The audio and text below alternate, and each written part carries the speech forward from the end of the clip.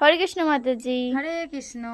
আচ্ছা মাতাজি, গীতার যে 18টি অধ্যায় আছে সেই 18টি অধ্যায় সবার শেষে যোগ শব্দটি কেন যুক্ত করা হয়েছে? যেমন ধরুন বিষাদ যোগ, সাংখ্য যোগ, মানে যোগ শব্দটি কেন যুক্ত করা হয়েছে আপনি একটু বলুন যদি কৃপা করে। হ্যাঁ, আমি বলছি।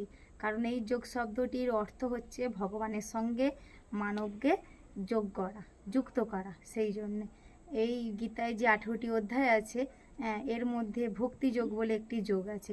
ভক্তি যোগকে কেন শ্রেষ্ঠ যোগ বলা হয়েছে? কারণ ভগবানের যে সমস্ত কাজ আছে, যেমন ধরুন পুষ্প, ভগবানকে অর্চন করার জন্য পুষ্প চাই, পুষ্প তোলার জন্য ভক্তি চাই, ভগবানের জন্য রন্ধন করার জন্য ভক্তি চাই, কিংবা ভগবানকে ভোগ লাগানোর জন্য ভক্তি চাই, ভগবানের প্রসাদ বিতরণ করার জন্য ভক্তি চাই।